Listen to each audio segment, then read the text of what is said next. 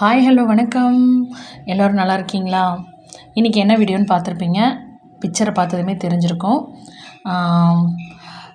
இந்த ஜென்ஸ் எல்லாம் வந்து சொல்லுவாங்க, என்ன சொல்லுவாங்க அப்படின்னா, பசங்களாம் என்ன சொல்லுவாங்க அப்படின்னா, பொண்ணுங்களால் எதுவே முடியாது, நாங்கள் தான் எல்லாமே அப்படிங்கிற மாதிரி இருப்பாங்க.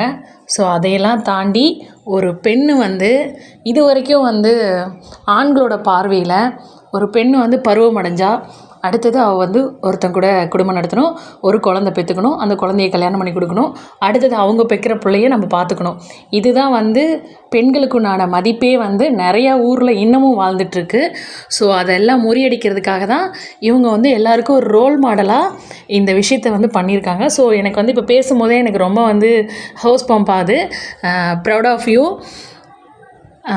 இதே மாதிரி இன்னும் நிறைய பேர் வந்து எல்லா இடத்துலையும் ஜெயிச்சிட்டே இருக்காங்க. ஸோ பெண்களை போற்றுவோம். பெண்களை எந்த ஒரு இடத்துலையுமே வந்து அவமதிக்காதீங்க. ஏன்னா ஒரு பொண்ணு நினச்சா என்ன வேணாலும் பண்ணலாம். ஜெய்ஹிந்த்.